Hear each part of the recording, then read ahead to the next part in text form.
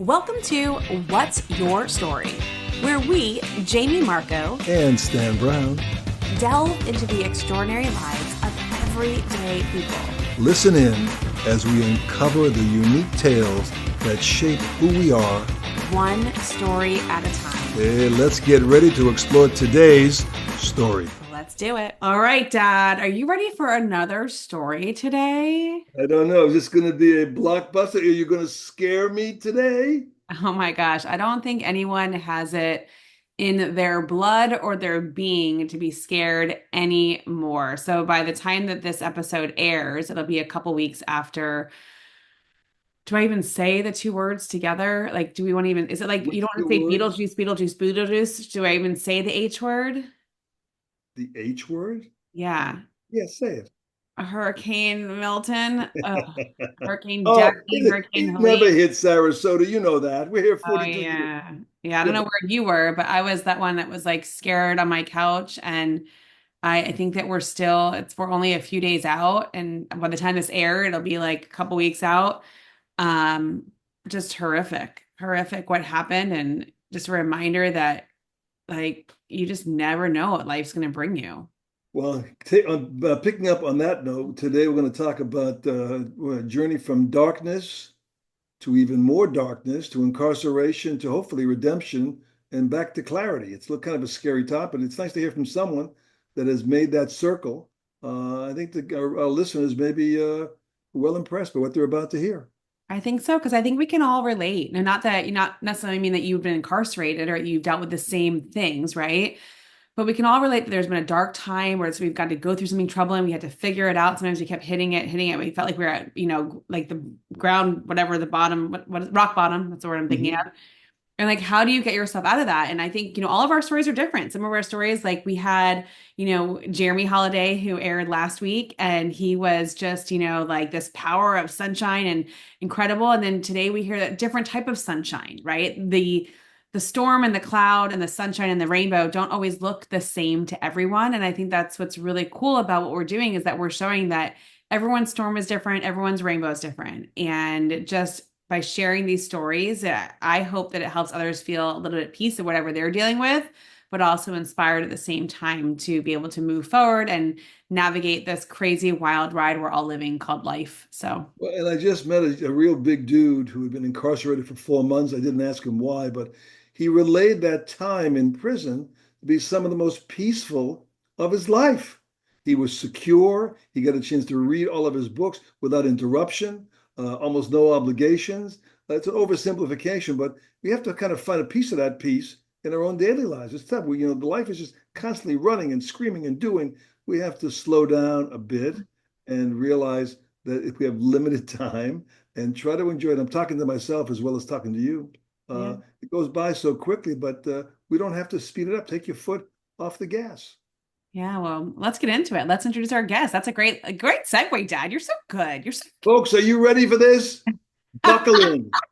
Let's do it. Here we go. Let's introduce our guest into the show. And I'm going to tell you a little bit more about how I know our guest as well, too. Okay, listeners, I, am super pumped about today because our guest today has known me for quite a long time. We've lost contact in between a certain time of history until now. But we went to high school together. But not only that, recently I posted a picture of myself at camp when I must have been 5, 6, 7 years old. Didn't realize who was in the picture. And he commented, Jamie, that's me in the picture with you. So I didn't even realize we've known each other that long. So, Dockery, welcome to the podcast. What's your story? Thank you. Hello, so happy to have you here. So, granted, yes, we went to camp together. I won't even talk about those memories because I can't really remember what I had for breakfast this morning. But we went to high school together as well, too, which is like a super formative time in history. Let me share with you what I remember about you, Chuck. Okay, I'm just Okay. we've never done this, but let me share with you what I remember about you. When I think about high school and I think about people who were just like the kindest, most gracious, most warm, friendliest people walking the halls, that was you. And I don't know if you've ever been told this or not. And I think you actually might have had a superlative about that. Did you have like one of the superlatives in the yearbook about that? Yeah, best personality. Okay, Me and Adrian. So There you see go, ya. right? There you go. Yeah. And it was Yeah. so true. Like, so for Yeah. those, I mean, listen, if you're watching the video on YouTube, you'll see Chuck. But if you're just listening, you're just hearing it, you can also Google. But like football player, what position did you play? Because I'm not good at that. I just cheered I for you, played but I have no defensive end. idea. I What played was it? fullback and defensive end. And I So should know what those positions do, seeing as I was a cheerleader, but I was just like, go team. yeah, But like walking the hallways, like how tall are you, Chuck? I'm 6 foot. All right, so 6 foot, but I Mm. could have sworn you were like 6'8" back then because I was Yeah. like maybe like 4'2". Um, and just like, football player, big man on campus, walking through the halls, but always just like the kindest, most gentlest, like teddy bear, like feeling Mm. in the world. And that's how I think of you. So Thank you. I just want you to know that. And Awesome. I'm not sure how you saw yourself, but so tell us a little bit about, football in high school. What happened next? Because I don't really know what happened So yeah, graduation. so yeah, so we went to review. My I went we went there in my going into our junior year. My mom passed away. I was 17. And that was like my rock. She was a single mom. My dad was in the picture, but wasn't really in the picture. And she passed away of cancer. It came back on suddenly. It was like a 1 week. She had it before and it left. She did the diet, she did the treatment, and it went away. And then we were freshmen. It came back, but she didn't let me know it came back. So she was going to get treatment every weekend, and I was taking her to get treatment. And I was a little bit older, so I was driving that at that time, and I wasn't questioning it because I was like, I'm home by myself for the weekend. So football player, I was on varsity as a freshman, um, and I was just going through the motions. So that was a that was a time. It was a big transition for me. So my mom passed away on Mother's Day, Oh, um, jeez. going into our junior year, and so that was just like it was a whirlwind, and I didn't know what I was going to do. Like I said, my dad was in the picture, but um, my mom comes from a family of six, and my aunt Sherry, who my cousin Doug Ford, Doug. He Yeah. played baseball at Riverview, and he had graduated a year before, and his sister graduated a year before that. So they were kind of empty nesters, but they were willing to take me in. So I went and moved in there with them for a while, and it was difficult going from a one parent home to a Sure. 2 parent home, and not having the structure that I had, with a dad there, and stuff like that. So it was a rocky road and stuff, but I got through it somewhat. And then that's when I kind of got in, started getting things kind of got a little bit out of hand. I never used drugs or alcohol before. I did start using alcohol my junior year at Riverview. And then I ended up going on my junior year.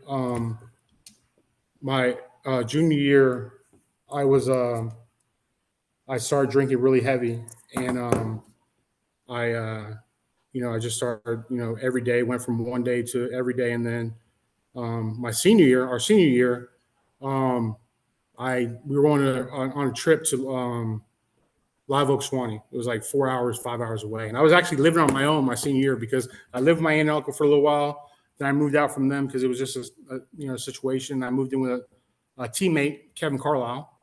I moved in with him and his mom, and they took me in. We were there for a while, and then going in our senior year, my Kevin's grandfather was moving in, so there was no room for me. So I got my own apartment right down the street from Riverview How our did you senior year. afford that? I had Social Security. I lived off Social Security and a little bit of my money that my mom had. So I Okay. mean, it wasn't like, yeah. So I was living there, I had no and idea. then just going to school, and I got caught with a 12 pack on the bus. So middle of the year, I got kicked off the team, I can't and remember. then from there, it kind of just went a little bit sideways. I did graduate, and then after that, I started getting in a little bit of trouble with the law. Um, I never got arrested before when I was younger. When I turned 18, this I think was my first arrest. It usually was for like disorderly conduct, where I'd be out with people and one guy getting in a fight. And of course, I'm the biggest guy there, so I'm helping them. Like you said, I was always a people person. So, but yeah, that happened, and then I just the next couple of years, I just kind of I lost. I was just lost. I was just didn't know where I was at. I was just just doing things, just getting by. Um, graduated in 96. And then in 97, I went out to Colorado. I moved out to Colorado. I had a friend that lived out there. And he was moving back and forth since he was 3 years old. And he went out there. So I went out there thinking it was going to, people, places, things change, and nothing changed. So I went out there and, I was there for a little while, and then I was doing the same things, expecting different results, which we know it doesn't happen. And I got into a fight, and I ended up getting arrested, and having to do I got arrested and then got let go. So they kind of questioned me and released me, and then I got about a year later, almost 2 years later, they filed charges on me. I was back here in Florida, and they brought me back out to Colorado. So I said, oh boy, it's yeah. So they brought me back out to Colorado, and I had I pled out to second-degree assault and accessory after fact to a crime. So what happened was one of my co-defendants, one of the guys I was there with, got in a fight, and he actually, unfortunately, murdered someone in the middle of the case, in the middle of the fight. So I wasn't, yeah. Through the fight, like he beat him to death? No, he shot him. He shot 3 people. He shot 3 people. So it was when that happened. Yeah, it was crazy. Just the guy you were staying with, or no? No, I was living on my own out there. I had just met him through friends. I was doing detail work at, actually I worked at Elway's when I was out there for a while, and then I worked at a couple other places. And at that time I was 2021 because I graduated when we were 19, so I was older. So 2021 I was out there, and then it was just, like I was here. I was always there wasn't a group I didn't fit in. I could mingle with everybody because my mom was a hairdresser. So and I'm mixed. So I grew up in Newtown, but I would come on this side of town because my mom would work at this side of town, Golf Gate area and stuff like that back in the day. My mom was a hairdresser in there. So, I've been to bat mitzvahs. I've been to everything. I've been at all kinds of events, been everywhere with my mom. And, so I've seen every different, type of people. So I could always blend in. I was always aware of I've always been big too. I've always been not fat, but kind of like, I had a big guy. I was a big presence, and I was always aware of that. So that's kind of why I was always kind of like not too loud, not too boisterous.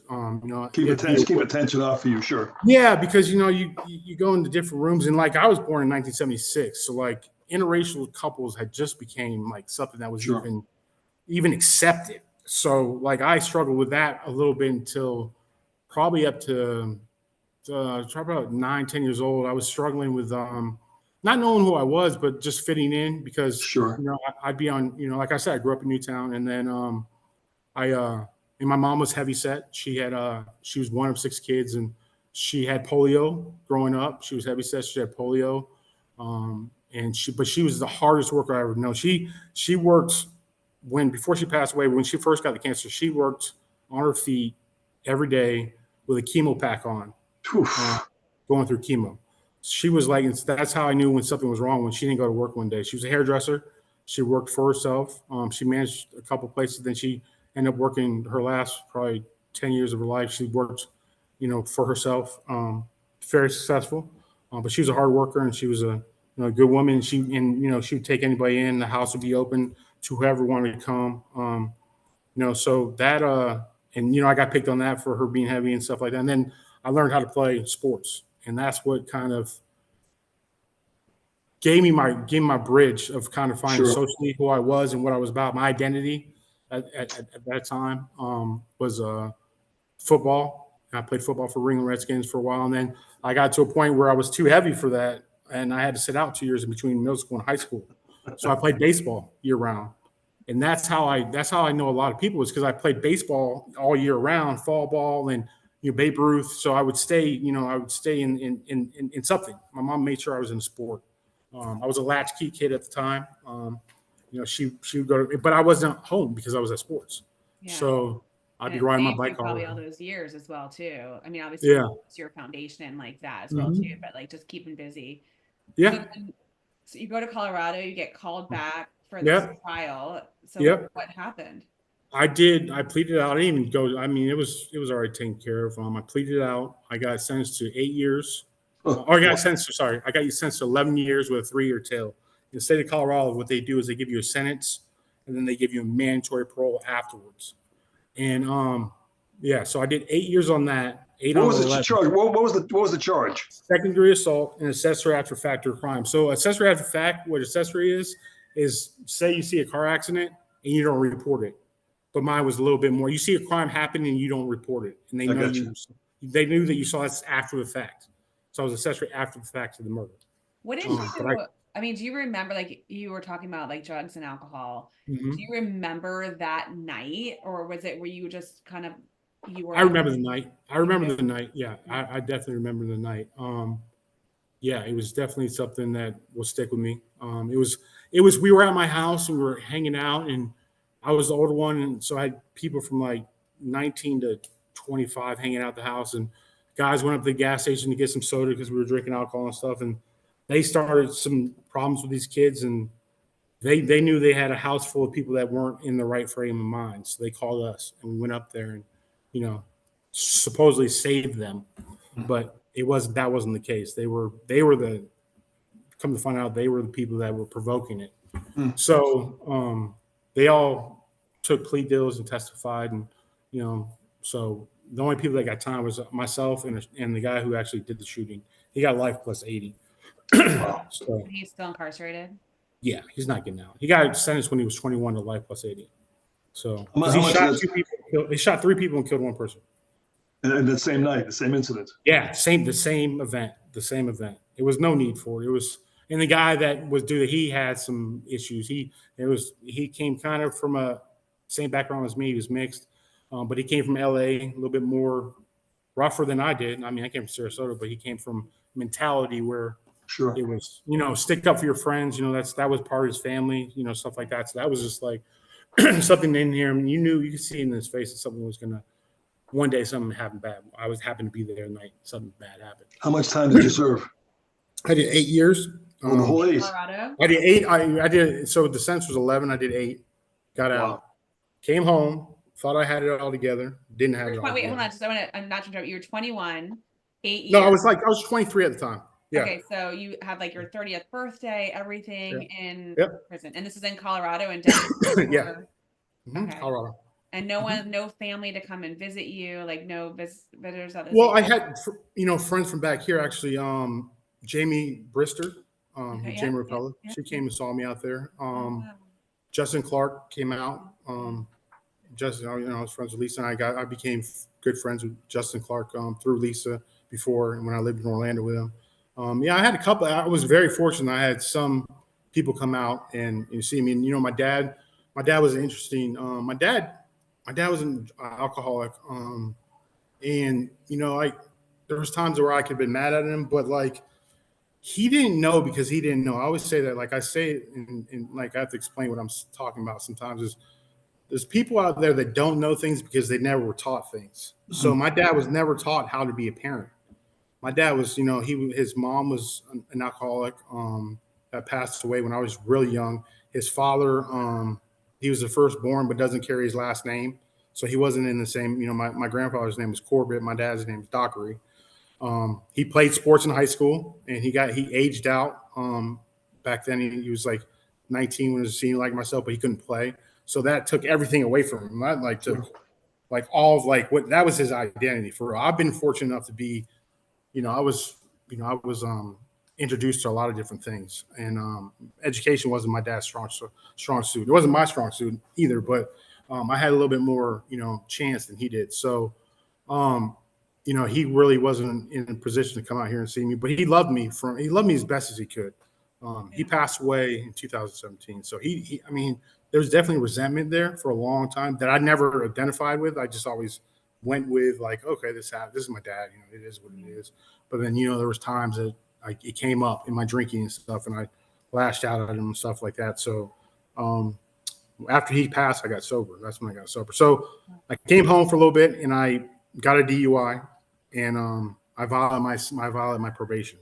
So I had to go back to Colorado to finish 2 more years. Oh, jeez. Yeah. So I come home in 2000. I think it was 2012. I came home, or yeah, 2012. I came home. Finally, I was done with everything in Colorado. I came home, met my partner who I'm with now. We met and we got pregnant right away. Found my child, Aubrey. She just turned 11 on April 15th. She turned 11. And I was, I was still, I was doing okay, but I was still drinking. I was drinking heavily. I wasn't using drugs. I was drinking, but I'm an alcoholic. So it all started with drinking. If I drank, I might do something else Sure. afterwards, but it all started with drinking. So then, I ended up getting, into my dad passed away. And, I got a little petty theft charge or something. I was drunk one night. And, the woman I'm with now, she wouldn't bond me out. She's like, "You're not getting out." It was like a $500 bond. She's like, "I'm not getting you out. Just sit there." I was like, talking about a humbling experience. That was a humbling experience. Like, and I couldn't call anybody. I had ran. My name wasn't bad, but like I had done so much like to people. Like I let them down when I got back, because when I got back, everyone had families. The first time I got back, everyone had families and they were adjusted. And I was going over there hanging out on weekends and stuff. And, they're ending the night at like 11. And I'm thinking like, there's still stuff to do around here. Why am I going home? So I was trying to play catch up. And I did that. I was fortunate enough where when I got home, Chris Parsons is a big part of my life. He supported me when I got back, gave me a job at Allstate. I worked there for a little bit. And then, I didn't know who I was. So I was playing catch up. So, and that didn't work. So I just did that where people had to just, say no to me, and I got it. There was no hard feelings, but at the time I didn't understand it. But I rationally came through it, and I've mended those fences, since then. But, I didn't have anything to do. And, when I got in 2017, I got arrested for some petty theft or something like that. And I couldn't bond out. Judge Goldman, one of the best judges that's around. I've seen her multiple times. She's a misdemeanor judge, but she actually, they call her Go-Ho Goldman because she doesn't like to keep people incarcerated. But she sent me to the Salvation Army. So I went to Salvation Army in 2017, and I did their life recovery program, the Viper program. And I was there, did that for 4 months, graduated. And I've been sober ever since. So November 12th, 2017 is my recovery. Congratulations. Thank you. Thank you. So, and I wouldn't have done that. I wouldn't have never got to that point if it wasn't from Heather, my partner. She just kind of gave me the tough love that I needed. And I got to realize that, my dad wasn't there for me when I was growing up. So I didn't want to do that to my daughter, because I knew better. I knew what to do, and I didn't hide. So, so then. I have so many thoughts. First of all, it's such a great lesson in that you never know what's going on in someone's life, because I literally had no idea that was going on in your life. And like, I kind of remember the 6-pack thing or the 12-pack, whatever. I remember like that happening. Like now that you're saying it, I kind of remember it, but it just goes to show you that like, you just never know. And I feel like this crazy weird like guilt right now that I'm like, oh my gosh, I wish that I would have like been who I am today back then. Because I would have wanted to be like, oh my gosh, what can I do? I can't believe that. Incredible. Thank you for sharing your story. I'm sure it's not easy to do that. No, I'm an open book. Like I said, I'm an open book. Like I'd rather people hear it from me than Google. Or someone they saw at the gas station, especially in you can't escape Google wherever you know, right? You can look, but I can give you a little bit. I can give you a little bit more. You look it up and you're like, okay, and then you look at me and you're like, oh my god. So check a question. I did Google you. It does nothing comes up. Like I did Google your name and not much because I know you, but I was like, I want to do some like due diligence. Nothing really came up, so it's maybe been like erased off the record. I'm not sure. It was like conviction was in 2001. Yeah. So, Chuck, just a question, just with your intelligence and your size, would you ever consider the military at that time, after high school? Not right after high school, but a little bit after high school. And I was going to, but I kept getting arrested for stupid stuff. And I was like a superstar, man. Yeah, I know it. I tried. After I got kicked off the football team, I kind of because that was my thing that was my identity. And that It's a was, spiral down. Yeah, sure. yeah. So, and I didn't have the structure in place to help me figure. And by no fault. I mean, I could blame outside Sure. things. I could blame family. I could blame whatever. Yeah. But and like I said, my mom came from a family of 6 where my grandfather was not a nice man, and he put a lot of trauma on her brothers and sisters and herself. So I know there was a lot of stuff going on before. And my grandfather passed away when I was younger, but I seen like how he was. He was not a happy person. He was an alcoholic. He actually stopped drinking. When he stopped drinking, he got Parkinson's. So yeah, and then back then, like in the 90s, it was Parkinson's was just like wasn't like Michael J. Fox. People didn't know about it. Yeah. So he went through the whole, like, we saw him go through the A lot of process. stuff.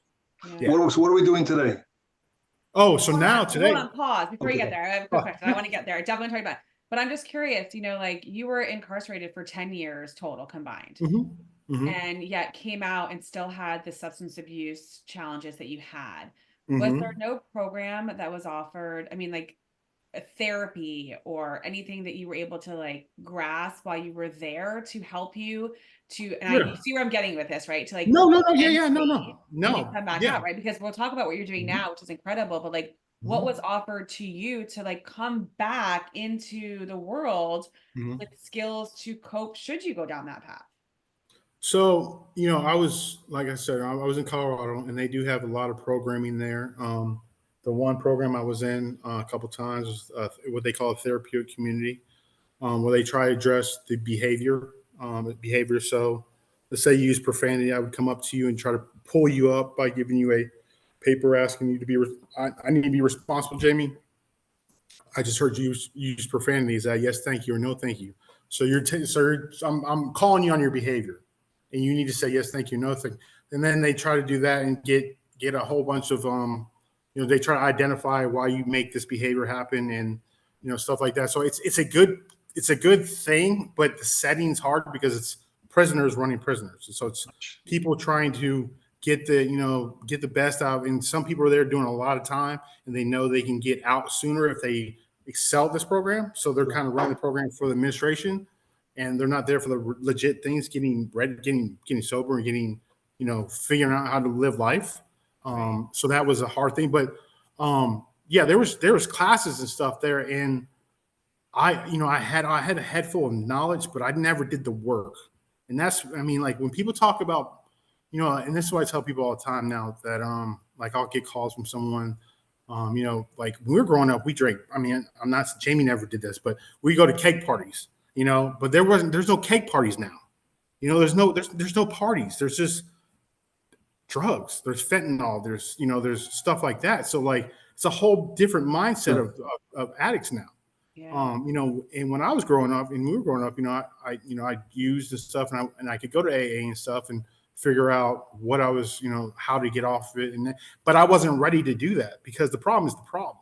I can stop drinking, but the thing that got me to drinking or using is still there. Yeah. Like See what I'm saying? So like, yeah, if I don't deal with what's inside, I don't deal with the root issue of why I continue, why I go self-destruct, or I, do whatever, then I'm never going to do it.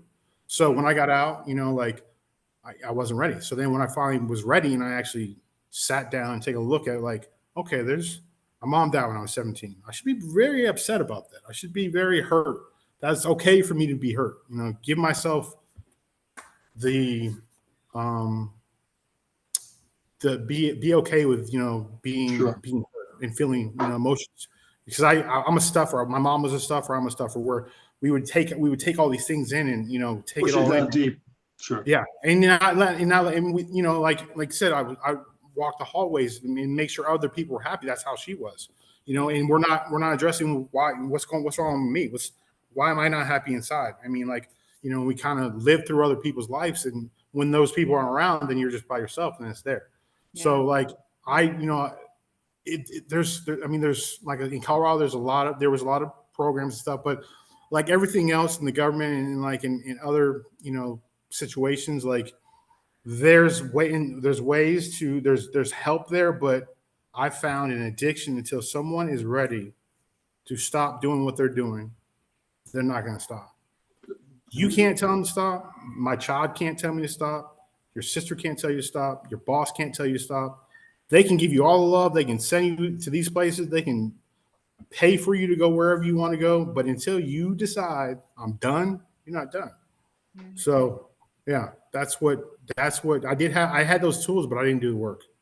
Well, So let's talk about like how my dad was diving into that. Now yeah. you're channeling some of your experience and helping others. So tell us what you're doing now and how you got into it. So yeah, so when I got out of Salvation Army, I did I was fortunate where I was forced to go to a halfway house because we were separated at the time. I went to Salvation Army. Her mother had passed away um while I was there before I went in.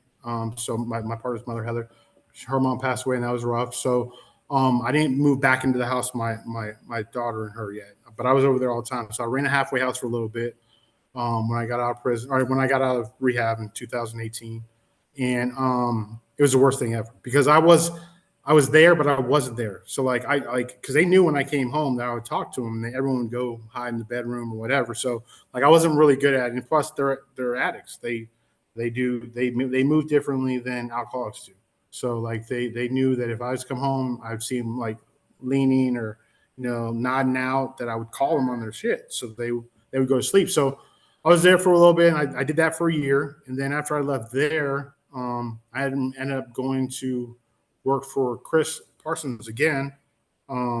At that time, he was opening, him and his partner now, Martha, they opened up a non-medical emergency transport company where we go to the hospitals and pick people up, take them to different locations for rehab. So I did that for a little. I drove there for a little while, and within 3 months, I was running it for him because he had Allstate, Martha had hostile irrigation, and then they had this company in the middle where they wanted to see if it would work, but they weren't really running it. So I kind of took over that, and I ran that for a little while, which I got to see. I got, like I said, I got to see different things, different people. When you go into recovery, or you go into a rest home and you see a nursing home, you see the people, the nurses and stuff. You saw at one point they had life in their eyes, but now they don't because there's just so much overworked, underpaid, not feeling appreciated, and they're just one nurse is on staff, and it was a humbling experience.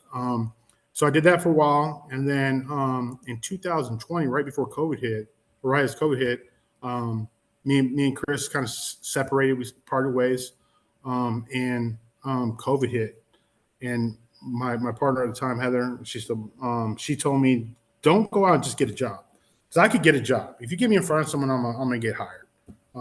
It's that's one thing I have. I can tell you. I mean, I can get a job, and I was getting jobs, but I wasn't passionate about it. So COVID hit.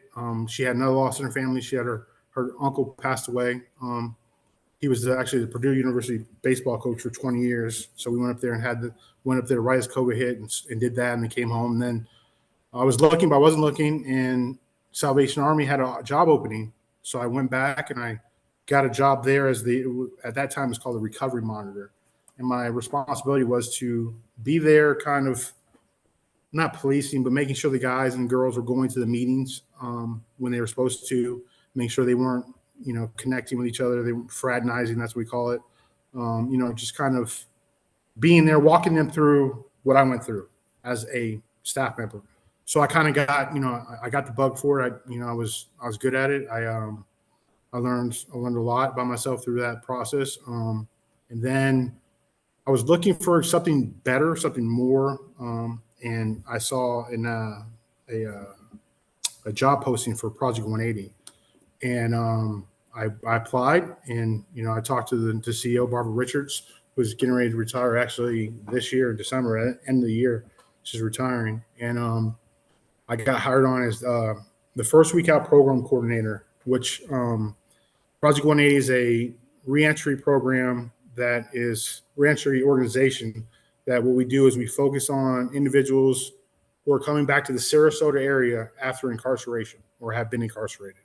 So my first week out program that I run, I deal with people who are coming back from being locked up in prison, state prison.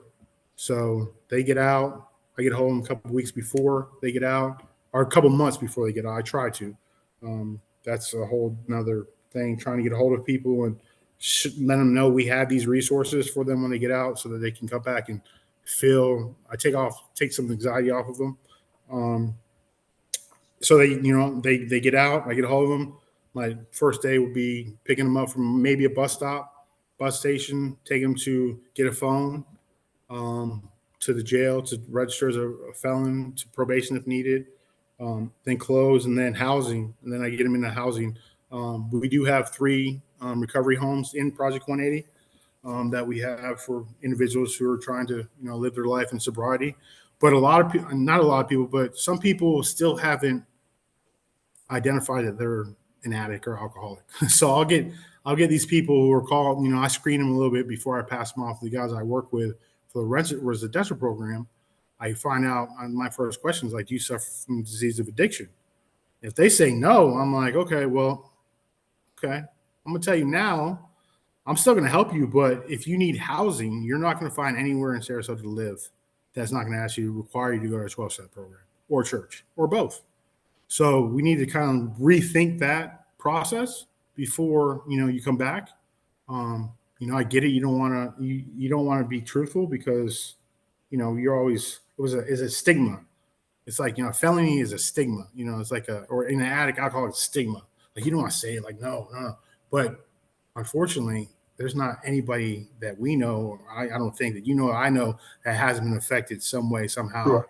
Family member. Someone has done something that has with the opiate crisis. It's made it. It's not a stigma anymore. It's life. It's life or death now. So be more. I try to tell them be more honest, be open, because then you're gonna get help. So So then I'll pick them up, and I work with the Harvest House very closely.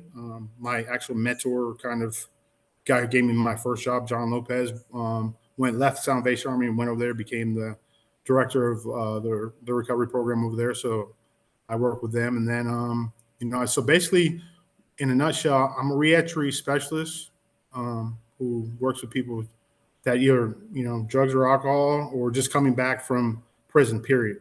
And then our residential program is really centered around people who are, really serious about changing their lives. And we have those homes a lot. So you found your place, so to speak?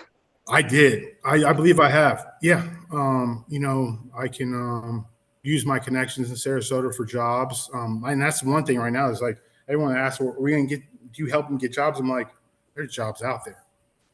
If I need to help you get a job, you don't want to work because there's jobs out there, Yeah. Might not be what you want, but it's going to pay your rent. That's a start. Absolutely. Oh, yeah. It's incredible because I would imagine, or I would hope that across the country and across the world, there are similar programs to what you're doing, right? And I think that it's very centralized and located for what we're doing here, but we live in Florida in a community that is one of the fastest growing communities in the country, incredibly affluent, and yet these problems still exist because they don't discriminate, right? So some of the people that you're probably working with come from all walks of life, I would imagine. Definitely.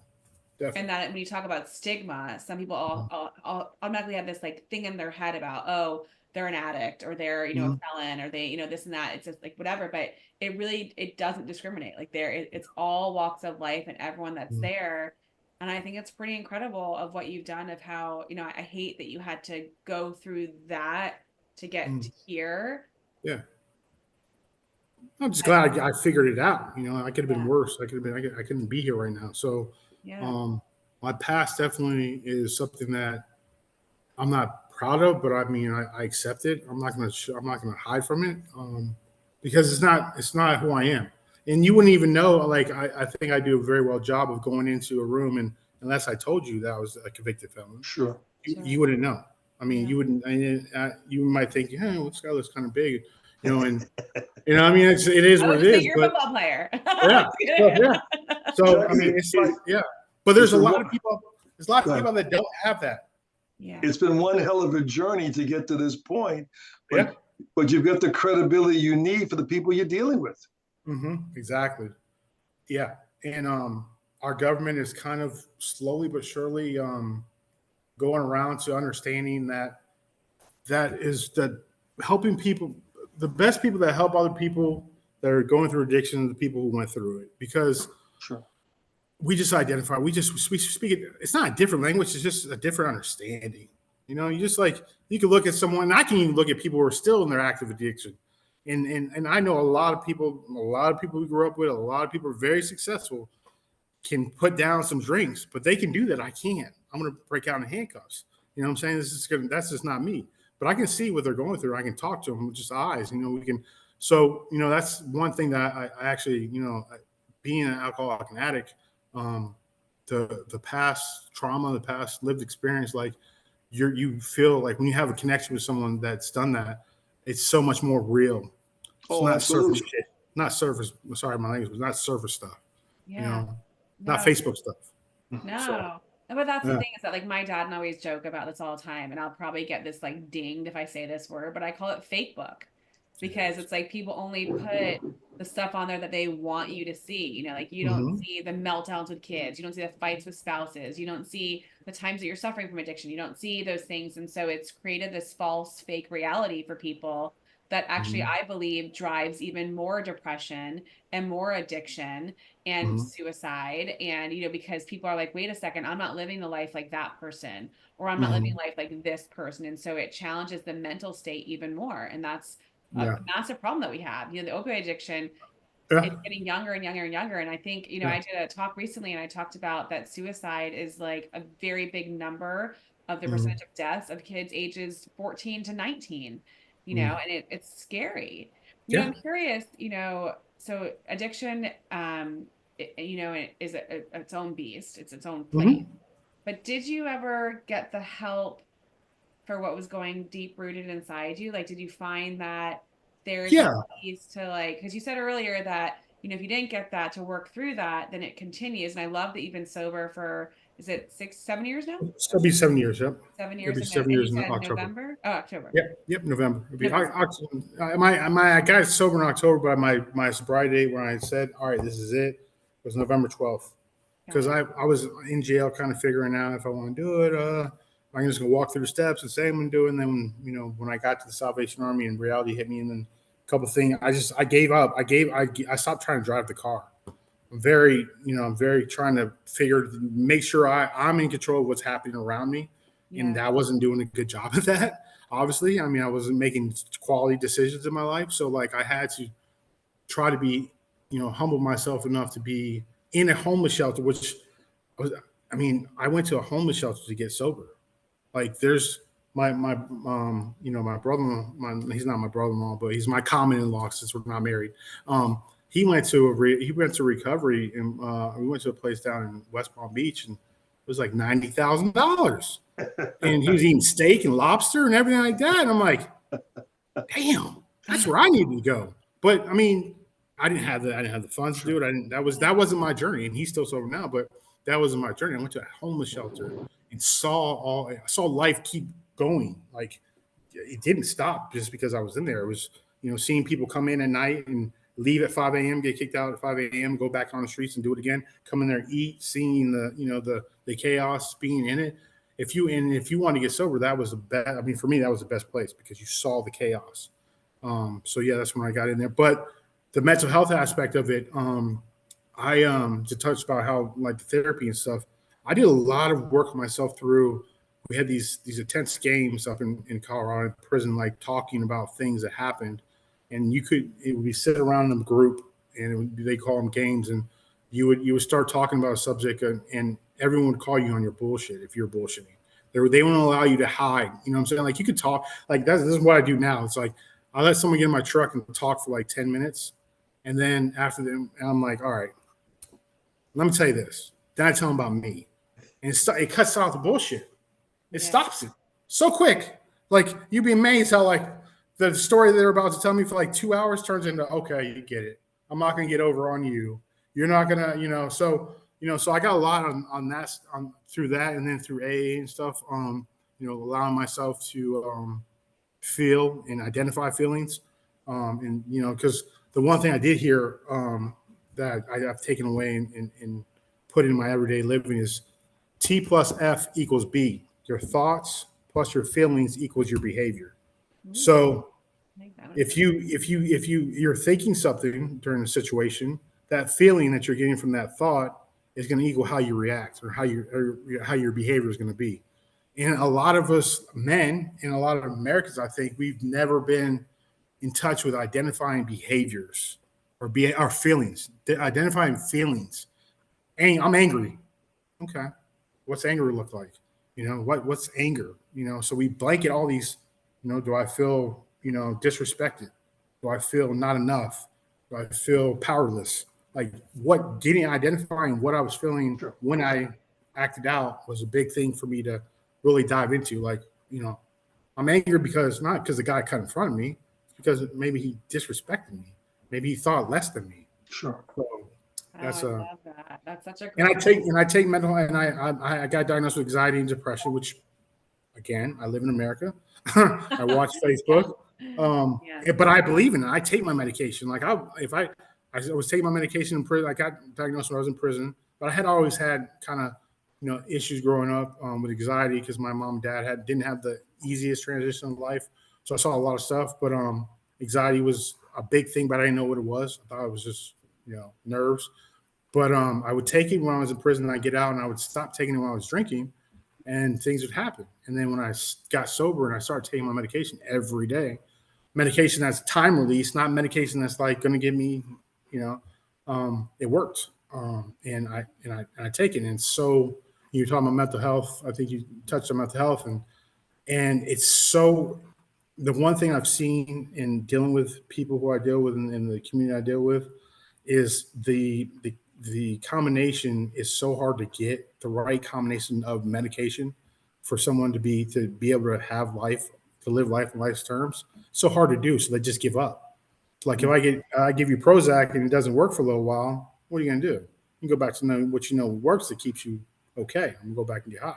So they give up on it. It's not that easy. I'm like, if it was that easy, everyone would be doing it. Yeah. So but yeah, I've learned a lot through the 12-step programs, through different recovery things I went through, and when I decided to be open and honest to what's going on in my life, those things came in. So, but, Wow.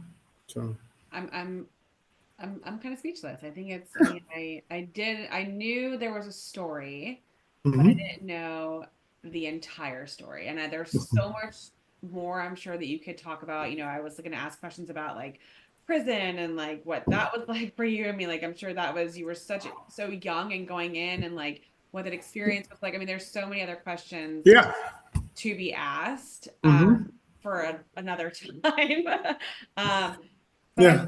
I'm just grateful that you have navigated your way out of one path and into Hmm. another that sounds like my dad said earlier, really found your calling and where you belong and what that looks like. And I just Yeah. think it's awesome. I think it's Yeah. really incredible. Yeah, I appreciate it. Yeah, it's I'm very passionate about it. I'm pretty, and this industry is it can chew you up and spit you out really quick, Mm-hmm. um, because of the uncertainty of succession. And you can get close. I have abilities like kind of it's a good ability, but kind of it hurts me in some different areas where I can cut it off and not kind of like leave it there and accept that I'm not going to change this person's part and not feed into it and not ignore it. But then I shut down and I in other parts of my life I'm cold on that part. So trying to navigate being a best partner, best dad, being that guy and having compassion and not so I walk a tightrope of making sure that I take care of myself, self care. I take mental health days all the time. I'm very fortunate, not all the time, but I mean, I take my days. I take my PTO for what they're for. Yeah. I take my time and I go and I won't answer the phone. Because I know once I answer the phone, like if I answer the phone now or 8 o'clock in the morning, I'm not, that problem's still going to be there when I wake up. So Yeah. I can't solve anything. So, but yeah, it's something I love to do. I see the need for it. I see, it's just different situations that we go through. Because, people are coming back to Sarasota and we're growing so big. It's like, we need to give these people a chance to thrive, to be able to come back. And not all of them want to do it, but a lot of them do, Yeah. So I think that's a nationwide problem as well too, right? Like I know it's very central to Sarasota for you, but I think mhm, that nationally, there's not enough support for a lot of the mental health crisis that we have, for a lot of the mhm, addiction that we have, for a lot of the mhm, abuse that we have. We've interviewed a few different people about different things, and just that we just need more help. But like you said earlier, there's that nurse who's in mhm, that facility who is overworked, over stressed, doesn't feel mhm. appreciated, and so we're losing faster than we can recruit. It's a much bigger issue for a whole other. Yeah. Yeah, I mean, and it's just like the trades and stuff. Like people don't want to work. I got two skills. I can pick things up and put them down. And I'm getting too old for that, and I can conversate. I can talk. So Yeah. I mean, I know that I can hold a conversation. So I mean, like I utilize my skills. I talk to people. I go around talking to people. But we don't. You don't got people out there fix your pool or whatever. There's not enough pushing towards that. Sure. And then, as far as what we're doing as a country, with the opiate epidemic and, the reentry and all that good stuff. I mean, there are things that our government they try. And one thing I do want to say about Project 1A is we do not take any federal funding at all. All our money is donated from, we have big support from the Gulf Coast Community Foundation. They're big supporters. The Broski Foundation is they actually paid for, I think, our last house that we got. But all our funding is generated by grants or funding from people in our community. And we're in our, the CEO, the founder who started it, Barbara, she kind of got it that way because there's so much it's when you take money from the government, you got a lot of questions to answer. Sure. But when it comes to recovery, there's different mindsets. There's the 12-step kind of mantra, which is not for everybody. In the success rate is so low, it's like 5-10% in both the 12-step communities. However, it's still better than a lot. And then you have the kind of assistant, medical assistance, Suboxone, stuff like that, where there's a place for it, but there's not enough counseling that goes along with that substance, that, the trying to wean people off opiates and just give them a pill and tell them to go, because those pills can still get them where they want to be, where they used to be using. In order to get funding from the government, you have to be open to that. You have to be open to have people living in your house that's taking medical assistance treatment, with other people who are in the same boat as them. So it's kind of, it's like, what are we doing here? Like, are we addressing the problem? Are we putting a Band-Aid on the problem? And they'll say it right in the middle, in every thing. I read it saying that if you are an organization and you want federal funding for this program, you cannot ask an individual to stop using drugs or alcohol. Makes a lot of sense, huh? Yeah, you can't require them to be sober. You can't, and then you can't require them to take their mental health medication. So you want to put them in my house? You want to put them in my house with no mental health medication, and I can't tell them to stop using drink, but you'll give me a check to house them, because we've done study. We've paid the money to do these studies. It's cheaper to keep them to give them a roof over their head than being incarcerated. So we're going to house them in a house. We're going to slumlord. We're going to put them in, take the check. They're there. Complicates the problem, sure. Yeah. So it is what it is. But I mean, it's great to see not that you've only come full circle and found yourself, but in the process found something that you really enjoy doing, and that's a big factor as well. Not just a job; it's a career. Yeah. We've taken up too much of your time already. I'm sorry. No, you're good. No, we've taken up too much of your time. You've got No. important things. Like, we're just talking to people. You've got really important things to do. No, I actually today started off really hectic. Because I'm going on vacation on Monday. I'm actually going to see. You remember Alicia Penn? Yeah. She's my cousin. She's my cousin too. That. Okay. Yeah. You're related to everybody. I feel like I'm your cousin. Yeah, yeah, right. Yeah, Alicia. Yeah, so my mom's name was Pin, so she's the only one with Pin. So before Doug's mom was my mom's sister. So and Okay. then Alicia, her dad actually passed when we were really young. So she has stuff there, but she's in North Carolina now, and she's been there for a while. And we're gonna her. She has a daughter 2 years younger than my daughter, and they're born on the exact same day. So we're Oh, gonna so go. cool. Yeah, so we're gonna go up there. But I had a two people just got off the just homeless last night, and I had to figure. I got a call from a probation officer at 5:30 last night, and I had to figure out where to put them where there was no shelter.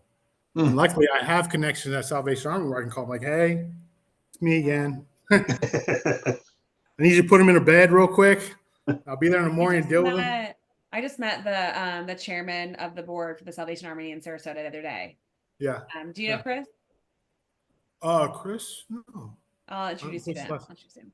But yeah, Yeah, so they're awesome. going. They're going through some changes. Yeah. Oh, So I'll Who take that. I'll isn't? cut this out of the recording. yeah. I'm No, gonna it's go ahead hey. and I here, I'm love gonna stop the Salvation. I recording love real Salvation fast. Army. Stop. I love Actually, Salvation. before I stop the recording, I'd ask you this last question. Mm-hmm. Thinking of everything you've been through, thinking about Mm-hmm. people that could possibly be in your shoes in the future, they don't know it, people that are in Mm-hmm. your shoes now, people that are whatever, what is like one piece of advice that you would give to somebody that like you're like the greatest lesson that you have learned through everything that you've been through? I guess the best easy does it. I guess that's the best way to explain. Like when I got out the first time, I needed to catch up. I felt like I needed to catch up, so I got the things, and I had the things, but I didn't fix myself. So all the stuff that we think we need. I'm very fortunate now. I mean, I have a beautiful family. She, we're she we have a partnership where I can afford to do what I'm doing, and don't need to worry about if my daughter's going to be fed or stuff like that, or if she has the Nikes or stuff like that. So easy things will be there. Just easy does it. I know it feels like you're never going to get ahead in life, but who's that? Who's ever ahead in life? Like my time my best is like my most important thing, and I get to have my time in my job because my boss is very open to me taking time off, and I structure it where I can get my work done, and I can go pick up my daughter at 3 o'clock, or I can be at Sun Devils Field for 2 hours with her. I'm very present in her life.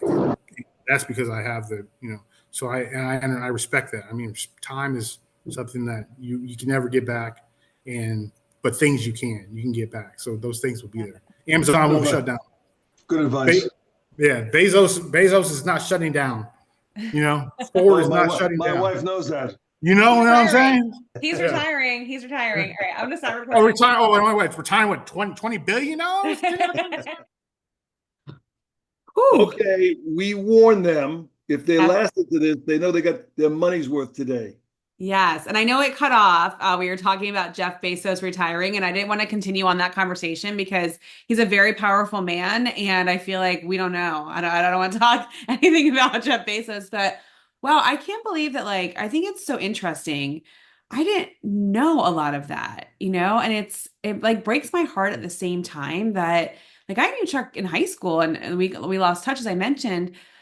But gosh, there's so much about him I didn't know. And I'm like, oh my gosh, who else don't I know about? And it just makes, well, yeah, you. We need to have you as a guest. For sure. Okay.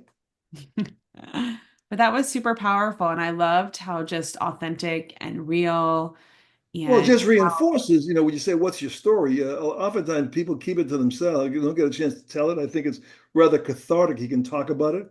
yeah. He came through the other end pretty good.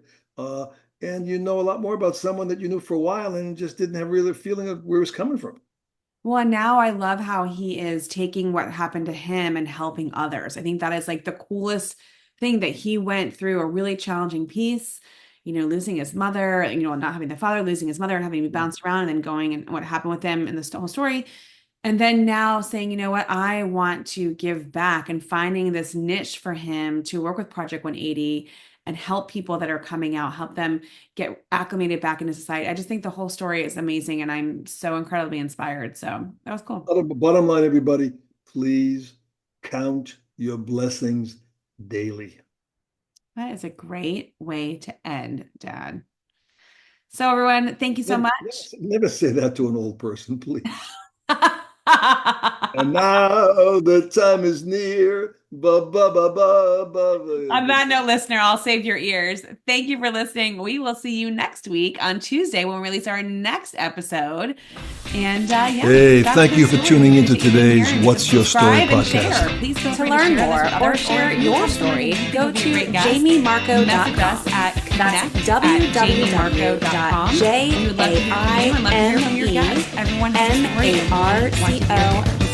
And we will see you next time. Thanks, Arnold.